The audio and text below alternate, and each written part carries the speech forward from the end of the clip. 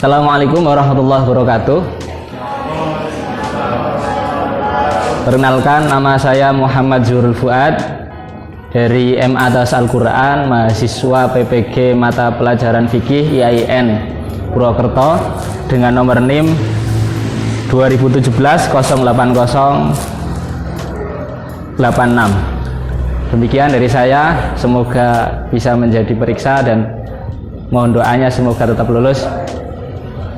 Dari saya terima kasih. Assalamualaikum warahmatullahi wabarakatuh.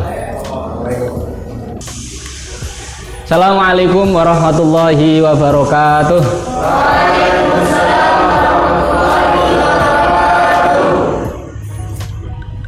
Gimana kabarnya anak-anak?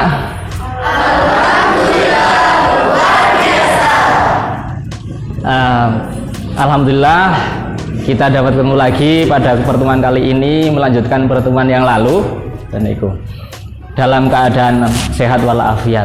Akan tetapi untuk memulai pelajaran kali ini kita doa bersama dulu yang akan dipimpin oleh ketua kelasnya Mas Aziz. Monggo dipimpin.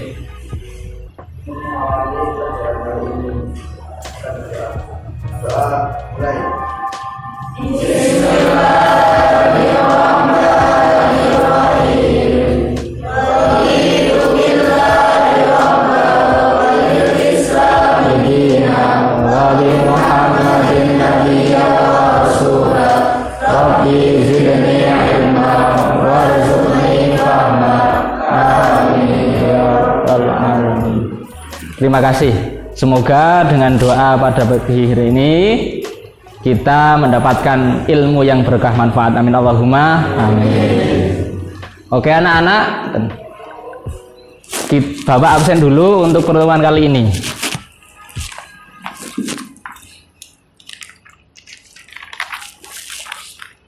Abdul Aziz, Ikhwanur Hidayah, Imro'atun Syarifah, Sahlan Nafi. Oke, kan itu. Wah, masih pagi, masih semangat semua, nggih? Oke. Untuk mengingat pelajaran yang telah lampau, ngoten niku, bahwa kita sekarang masuk kepada bab yang kedua, yaitu bab tentang had atau hudud. Ngoten niku. Had itu mufradnya, sedangkan jamaknya yaitu hudud. Kemarin kita sudah membahas satu tentang zina. Zina itu dibagi menjadi berapa anak-anak? Oke, siapa yang akan menyebutkan? Siapa? Mas atau Mbak? Ya, monggo.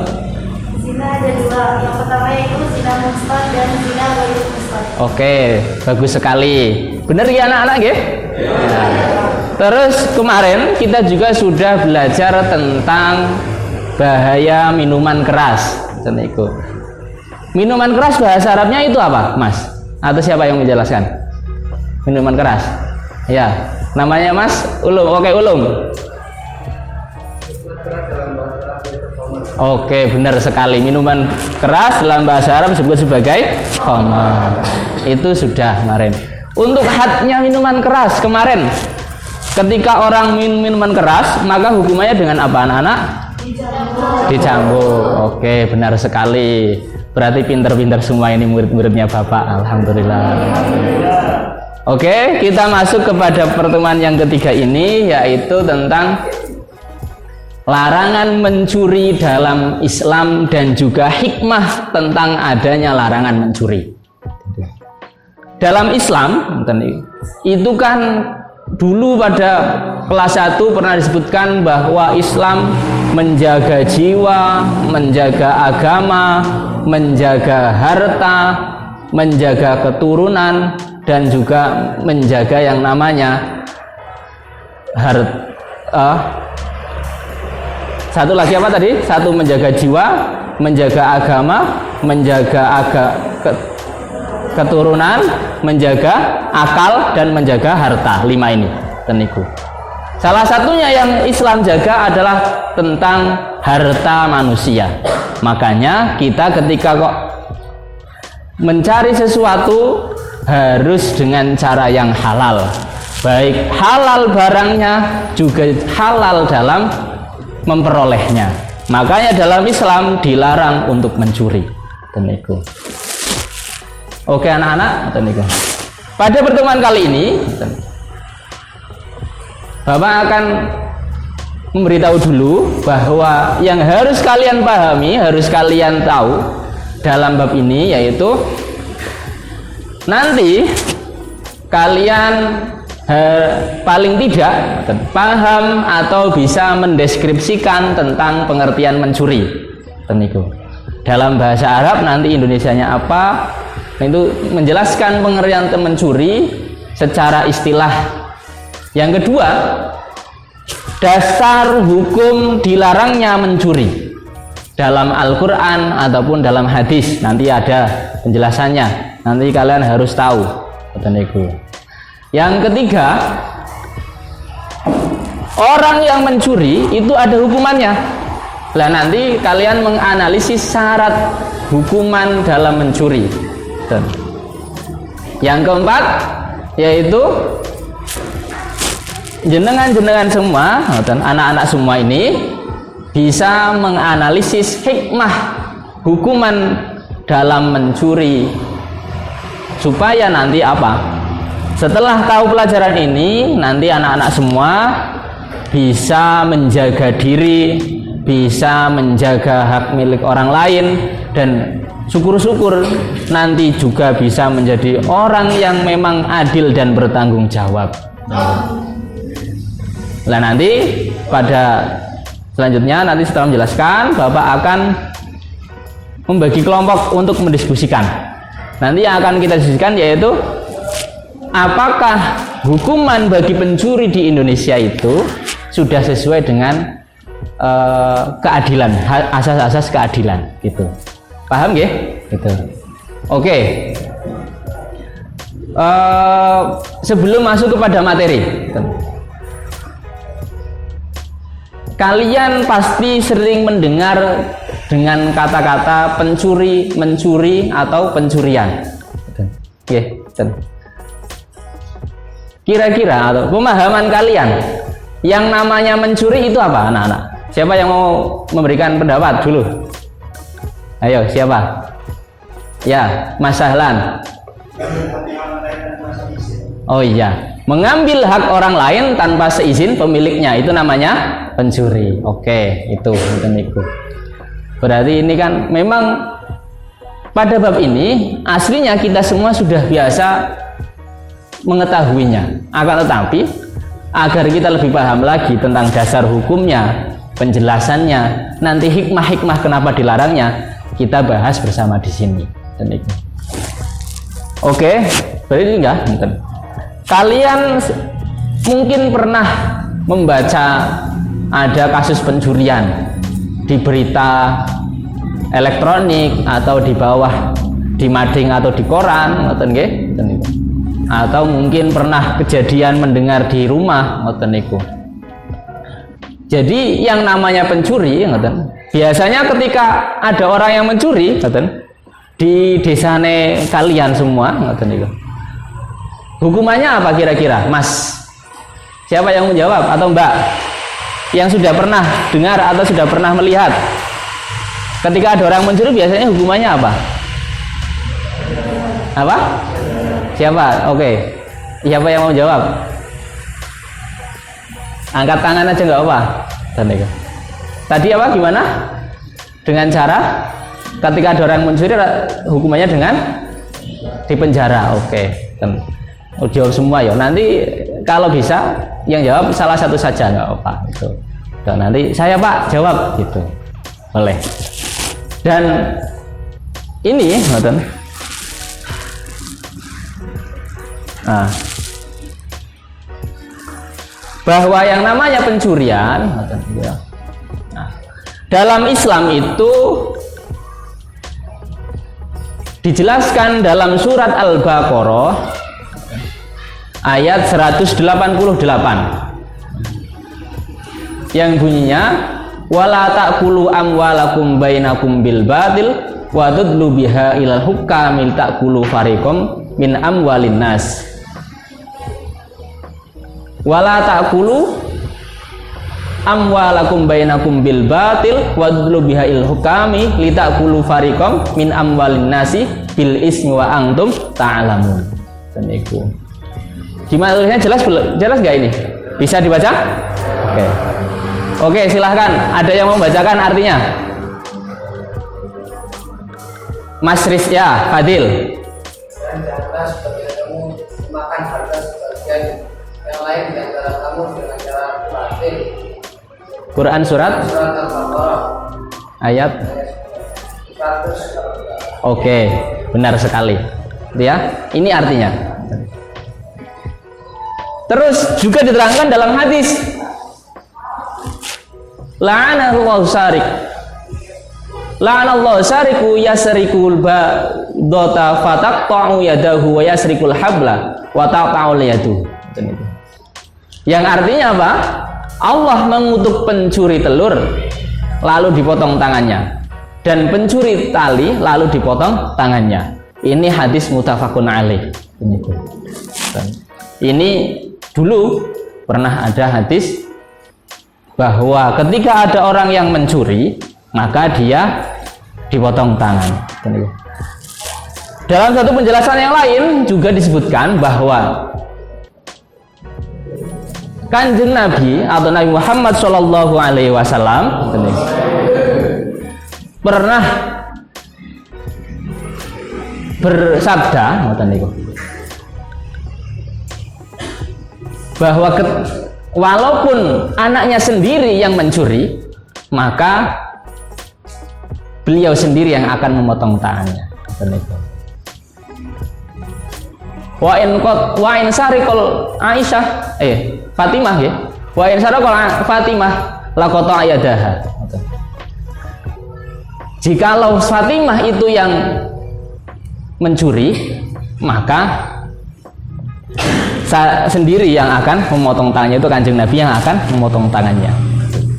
Itu saking beratnya yang namanya kita tidak boleh yang namanya mencuri.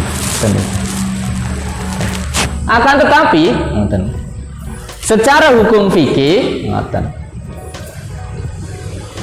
tidak semua pencurian lantas bisa dipotong tangannya. Ada syarat-syaratnya. Yang pertama, pencurinya tersebut adalah mukallaf. Mukallaf itu apa? Siapa yang mau jawab? Oke. Ikhwan. Orang yang balik dan berakal, benar sekali. Yang kedua yaitu atau pelaku tersebut mengakui perbuatannya. Dan mencuri tersebut dilakukan secara sembunyi-sembunyi. Ketika dilakukan secara terang-terangan, itu namanya apa? Namanya apa, Mas Ulum? Merampokan atau perampok. Oke, nanti dan itu akan dijelaskan pada bab yang selanjutnya. Selanjutnya, orang yang mencuri tersebut tidak mempunyai andil kepemilikan terhadap barang yang dicuri. Yang selanjutnya, yang terakhir, barang yang dicuri milik orang lain dan mencapai jumlah 1 nisab dan berada di tempat penyimpanan. Nanti dijelaskan bahwa ada yang namanya pencurian sughra dan ada yang namanya pencurian kubra.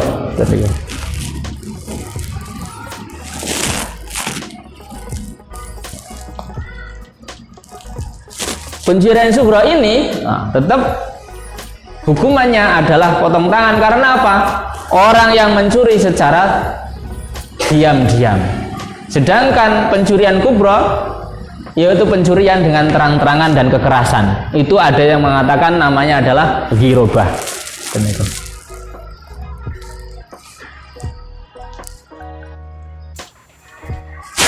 Seterusnya, ini dasar had. Had itu adalah hukuman. Tadi sudah jelaskan kita dilarang untuk mencuri. Sekarang ketika ada orang yang mencuri, maka hukumannya itu apa? Di sini disebutkan wasariqu wasariqatu faqta'u aydiyahuma jazaa'an bima kasaban bima nakalallahu minallah wallahu azizun hakim. Oke, ada yang hafal nggih? pada Quran surat Al-Maidah ayat 38. Ini yang anak tahfidz. Siapa? Wasariku wasariqatu faqta'u aydiyahuma jazaa'am bima kasaba nakalam minallah wallahu azizun hakim. Siapa? Mbak Ratna, hafal? Oh. Coba dibacakan lagi.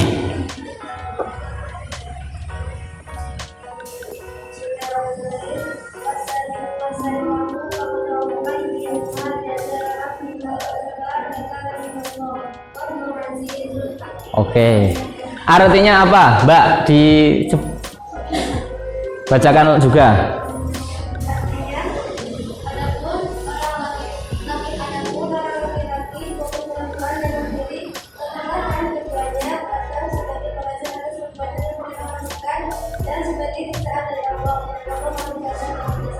Oke, bagus sekali ya.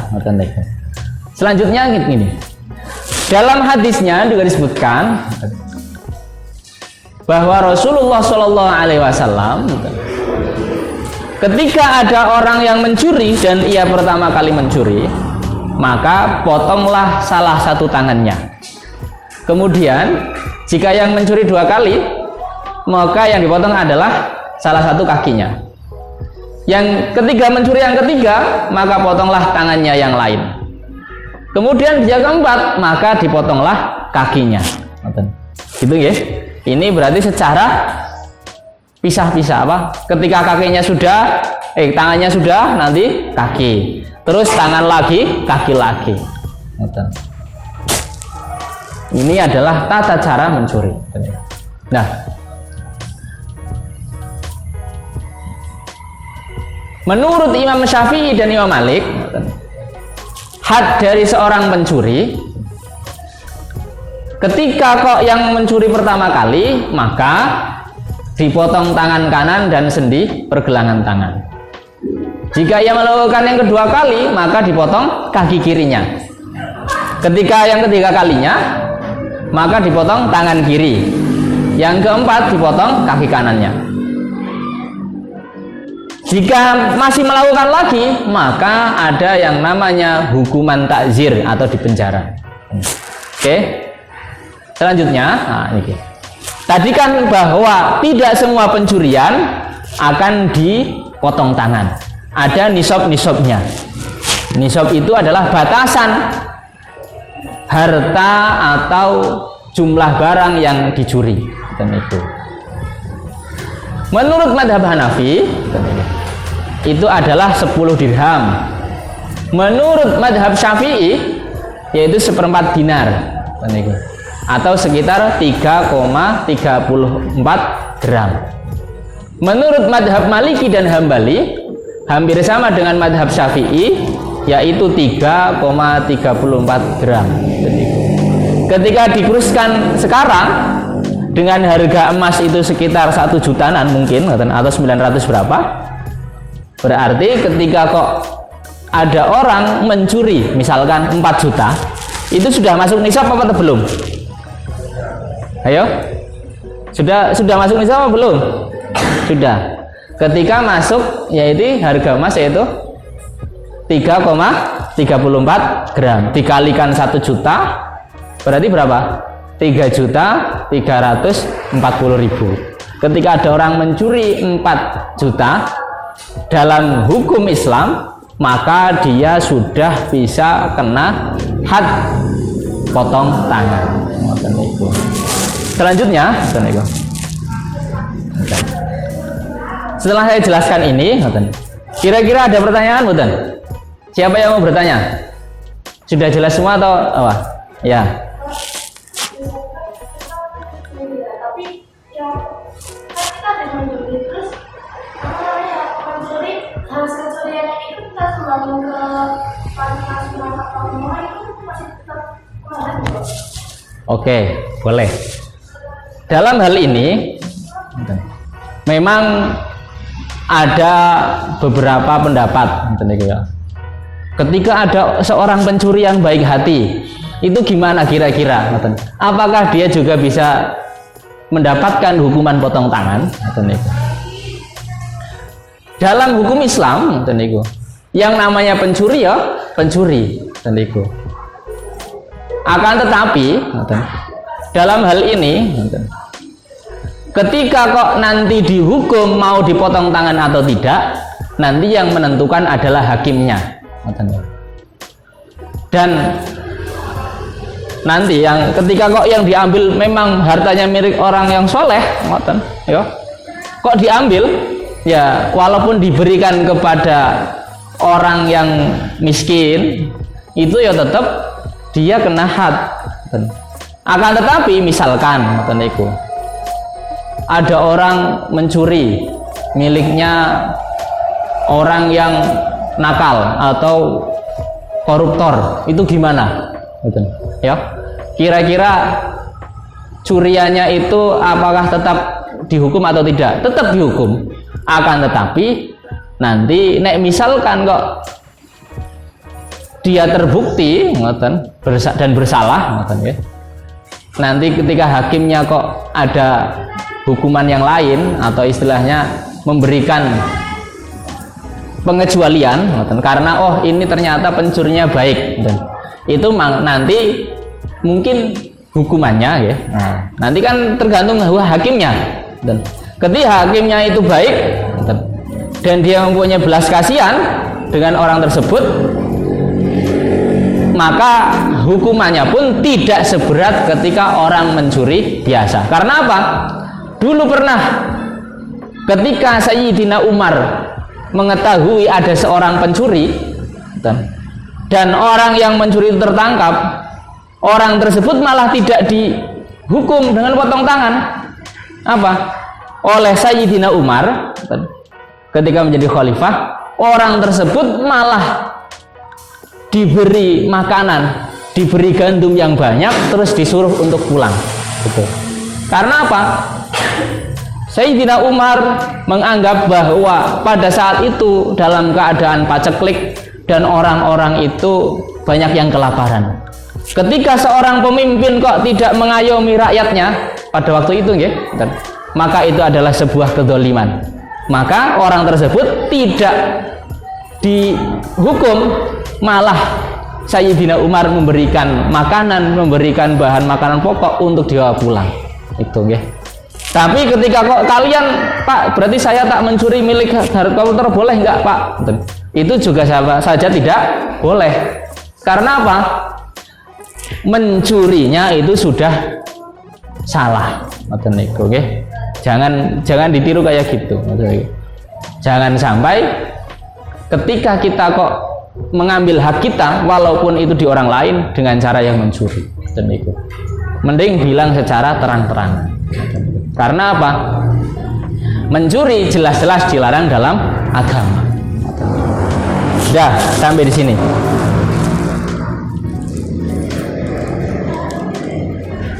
Lah, sampai kita kepada larangan mencuri. Sudah dijelaskan tadi ya.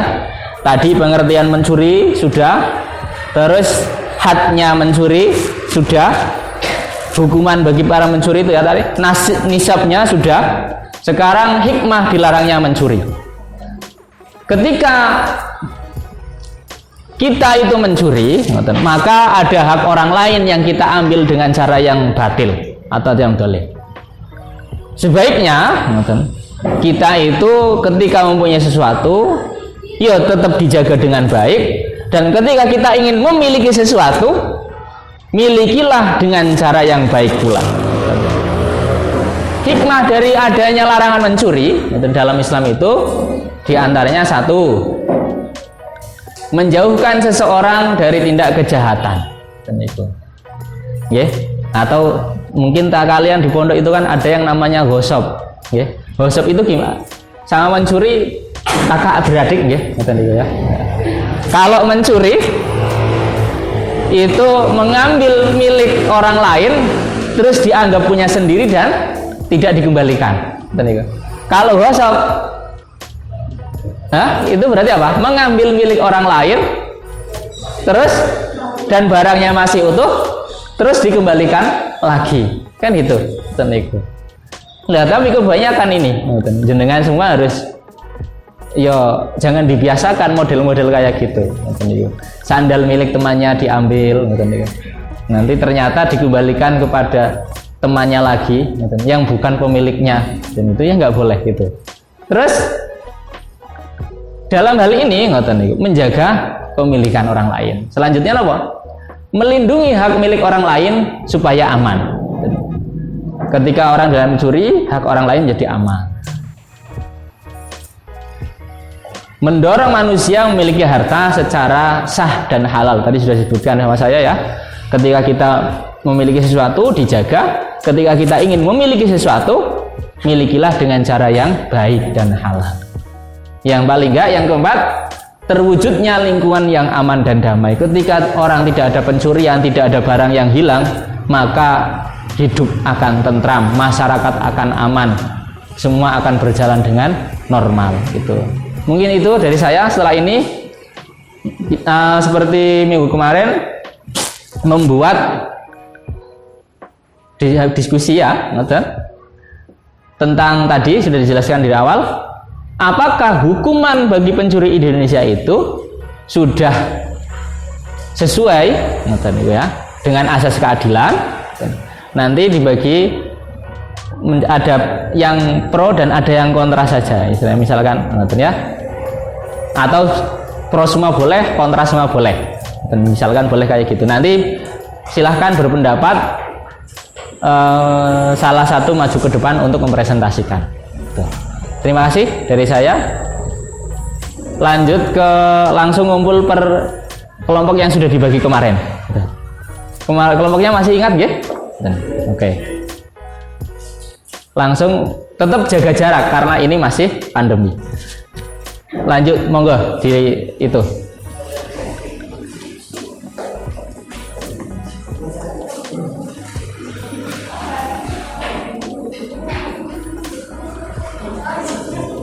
Kelompok 1 di sini, kelompok 2 di tengah, nanti kelompok 3 di sebelah sini nggak apa-apa. Terus atau kursinya tetap di situ aja.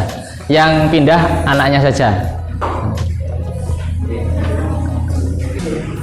Sambil diputar dulu nggak apa kursinya. Terus nanti setelah diskusi selesai, nanti dikerjakan.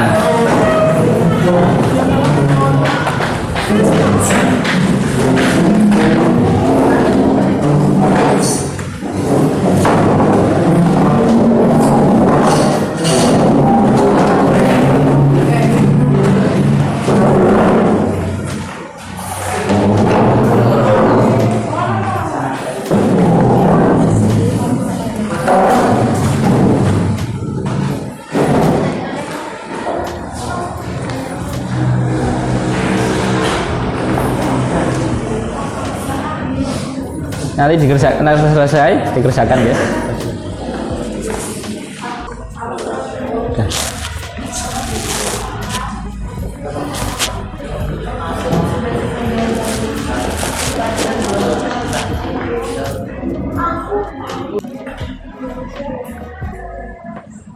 Hah? Pinten? Di sana.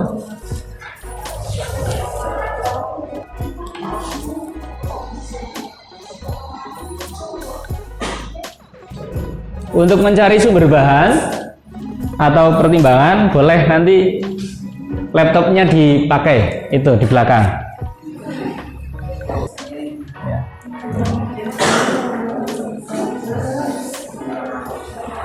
Laptopnya ini lagi bisa dipakai. Nah, bisa ditaruh di itu dulu nggak Pak? Tengah. Nah, ini tengah.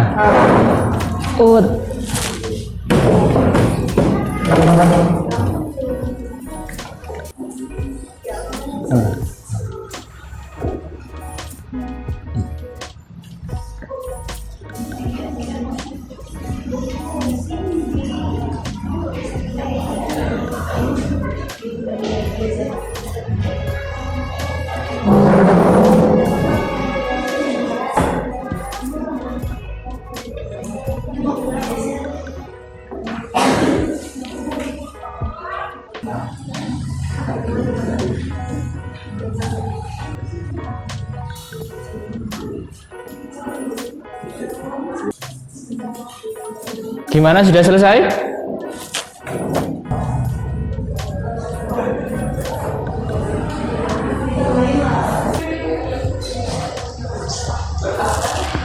Yang menjelaskan lagi tentang ayat tersebut, ini yang tentang ayat ini, wasariqu wasariqatu faqta'u aydiyahuma. Ini kan masih umum. Apakah setiap pencurian itu masih pasti potong tangan? Lah, penjelasan atau turunan dari ayat ini itu apa gitu? Paham nggak?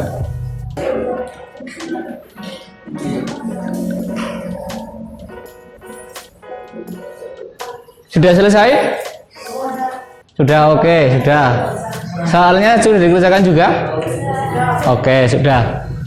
Kalau sudah berarti tetap dalam satu kelompok, tapi nanti majunya apa? Menghadapnya tetap maju ke depan. Menghadap ke depan. Oke.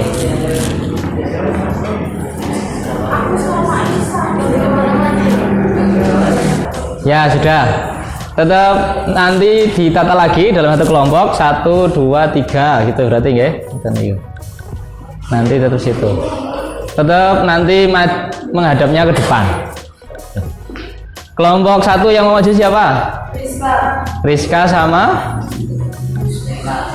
Sela, oke, Mbak Sela. Kelompok 2 yang mau maju siapa? Ulum sama oke, Zahra. Kelompok 3? Oh ya, boleh.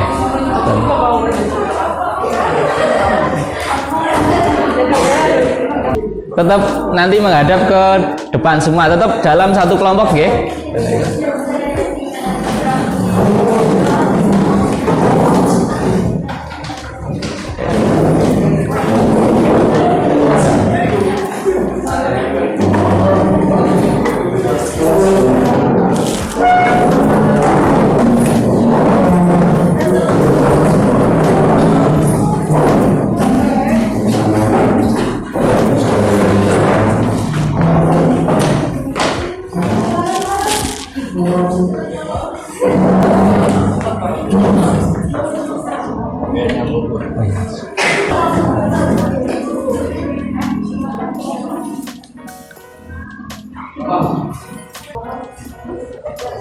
Kelompok 1, kelompok 2, kelompok 3. Oke, siap.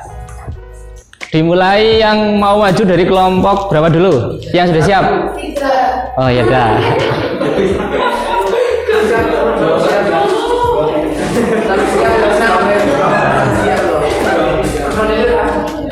Kelompok 3 dulu yang maju. Monggo silahkan depan.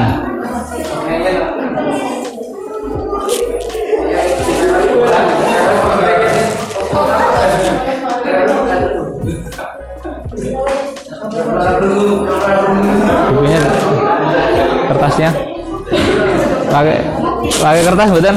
Oh, udah.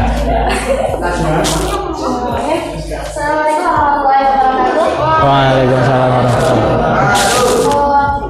Dari sini kami menjelaskan hasil diskusi kami yang sudah kami diskusikan tadi tentang apakah hukum di Indonesia tentang pencurian dapat hukum. Kalau menurut kami itu berdasarkan karena kan ada seperti itu di Indonesia itu kan penduduknya nggak semua itu muslim.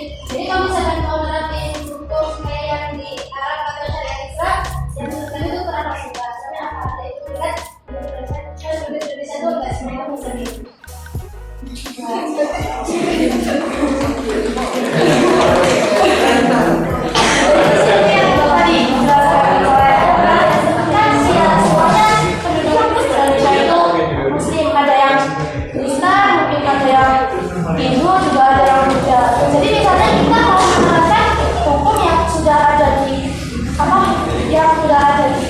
Kisah-kisahnya itu yang seperti potong tangan, kalau potong tangan kan misalnya mencuri satu kali itu kurang tepat karena ya itu semua penduduk yang ada di Indonesia itu tidak semuanya itu Islam, jadinya ditetapkan sesuai hukum yang sudah disepakati oleh negara yang ada di Indonesia.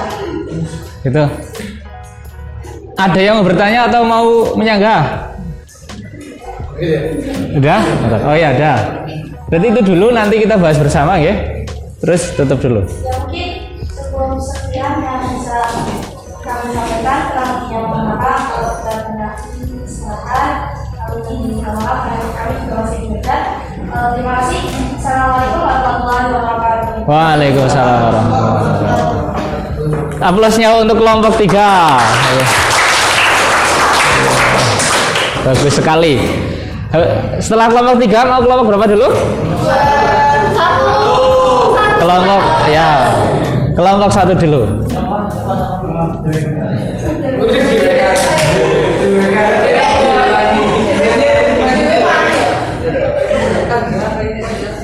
Assalamualaikum warahmatullahi wabarakatuh.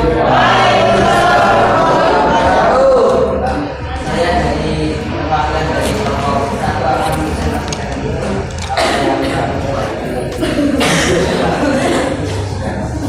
menurut kelompok kami, hukum had yang di Indonesia sudah sesuai karena di Indonesia sudah diterapkan yang namanya hukum yang sesuai dengan kasus atau pelanggaran yang dilakukan, seperti contoh di penjara, hukum penjara di sini menyesuaikan dengan pelanggaran yang dilakukan atas beberapa lama waktunya. Kedua, karena masyarakat yang ada di Indonesia tidak sulit. Demikian dari saya, mohon maaf. Assalamualaikum warahmatullahi wabarakatuh. Waalaikumsalam warahmatullahi wabarakatuh. Selanjutnya terakhir dari kelompok 2 berarti. Yang akan maju Mbak Rahwa.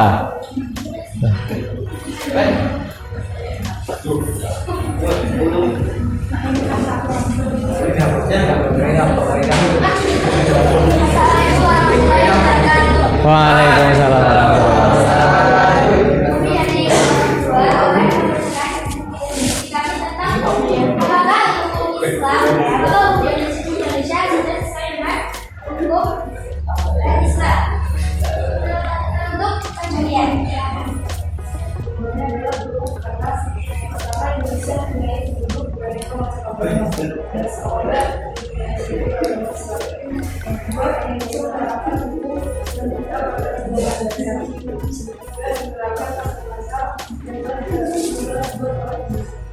Oke. Jadi tidak sesuai dengan keputusan karena kami setuju dengan tadi yang kelompok 3. Jika semua penduduk Indonesia itu beragama Islam, jadi Indonesia juga memperhatikan misalkan yang beragama Buddha itu hukumnya apa untuk pencuriannya, dan juga untuk agama-agama yang lainnya. Seperti itu. Silahkan ada yang ditanya. Ya tidak ada. Kami tutup. Kemudian kami wassalamualaikum warahmatullahi wabarakatuh. Waalaikumsalam warahmatullahi wabarakatuh. Oke. Terima kasih aplausnya untuk kelompok 2. Ya, tadi sudah dijelaskan bahwa ketika kita menghukum seseorang, yang paling penting adalah tentang asas keadilannya. Itu. Tentang tadi kan dijelaskan, walaupun Nabi itu memotong tangan, sahabat Umar ternyata ketika ada orang yang mencuri, ada yang tidak dipotong tangan karena ada alasan-alasan tertentu. Ketika memang sudah adil, maka hukuman tidak harus dipotong tangan. Akan tetapi untuk menjadikan efek jera bagi orang yang dihukum, ya, ketika dia kok mencuri terus menjadi tidak melakukan lagi, ketika memang perlu dilakukan potong tangan dan itu sesuai dengan syariat, maka itu menjadi hukuman yang pas untuk itu. Tapi yang terpenting adalah asas keadilan dalam menjalankan hukuman. Selanjutnya tadi sudah Bapak kasihkan soal, sudah dikerjakan semua? Oke. Selanjutnya berarti kita cocokkan bersama. Untuk pertanyaan yang nomor 1, siapa yang menjawab? Siapa? Ya, Mbak Naswa. Soalnya mencuri data digunakan hak mencuri jika barang yang dicuri mencapai 1 nisab. Barang mencuri yang lebih lama adalah 3,34 gram emas, bener ya? Ya, benar sekali. Selanjutnya siapa? Oh ya, Mas Ahlan, berdiri no. Ya. Nomor 2, pencuri yang mencuri sebuah HP seharga 5 juta dan pencuriannya sudah ia lakukan untuk kedua kalinya, hukumannya adalah dipotong kaki kiri. Oke, benar? Nah, oke. Itu kalau sesuai dengan syariat Islam, dan itu. Terus yang nomor 3, siapa yang menjawab?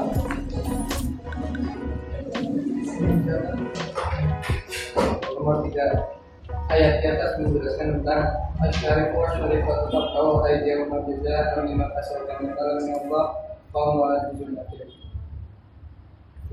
had mencuri. Itu adalah had tentang pencurian. Oke. Terus selanjutnya nomor 4. Oke, Mbak Imro'atu. Nomor 4, saling adalah menghormati pengangguran yang pernah didapati oleh pihak berwenang dalam mencuri beberapa kali. Tujuan mencurinya ialah untuk mencukupi kebutuhan pribadi dan keluarganya. Barang hasil curiannya berupa uang, perhiasan, dan mobil. Dengan hasil curiannya, keluarga saya tercukupi semua kebutuhannya. Sementara itu, tertangkapnya Syarif oleh pihak berwenang merupakan aksi pencurian yang keempat kalinya. Hukuman yang tepat bagi Syarif sebagaimana menurut pendapat Imam Malik dan Syafi'i adalah dipotong kaki kanan. Oke, dipotong kaki kanannya. Terima kasih. Terus yang terakhir. Ya. Hukuman bagi pencuri yang sudah mencapai 1 nisab adalah dipotong tangannya, sebagaimana penjelasan dalam ayat wasariqu wasariqatu faqtahu aydiyahuma. Ayat di atas masih umum sehingga butuh ditahsis hukumannya. Di bawah ini yang sesuai digunakan untuk mentahsis ayat di atas adalah C. La taqu fi aqalli min rubu'in dinar. Oke, benar sekali. Terima kasih. Benar. Ya. Ada yang benar semua? Ada? Oh. Rata-rata benar semua nggih? Alhamdulillah semua. Berarti bisa semuanya. Terima kasih. Pada pertemuan kali ini kita sudah membahas tentang pencurian. Tadi sudah disebutkan pencuri atau pencuri adalah orang yang mengambil harta orang lain tanpa seizin pemiliknya. Had dari seorang pencuri itu apa? Sesuai dengan syariat Islam atau dipotong tangan. Dasar hukumnya dalam Quran surat Al-Maidah ayat 38 disebutkan apa tadi? Asariku wasariqatu.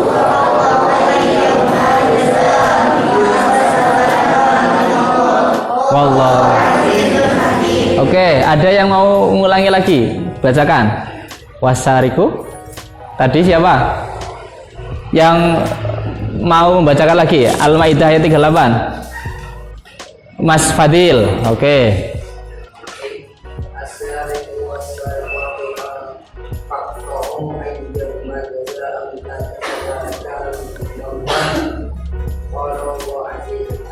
Oke, bagus sekali. Ya, bahwa had dari orang pencuri, orang yang mencuri adalah dengan dipotong tangan. Akan tetapi tadi disebutkan yang terpenting adalah asas keadilan dalam hukuman. Hikmah dari adanya had itu, adanya larangan mencuri adalah apa? 1. Terjaganya hak-hak manusia. Yang kedua tadi disebutkan juga bahwa ketika kita terjaga maka akan terjadi keamanan, ketertiban di dalam masyarakat. Selanjutnya bahwa ketika kita memiliki harta atau ketika kita akan memiliki harta, diusahakan dan haruslah dengan cara yang baik dan halal. Begitu. Terima kasih dari saya. Semoga ada manfaatnya. Selanjutnya berarti kita tutup pertemuan kali ini dengan bacaan hamdalah bersama. Kita tutup doa bersama yang akan dipimpin oleh ketua kelasnya. Siapa? Mas Riz Aziz. Kita menutup pelajaran yang hari ini. Kita berdoa.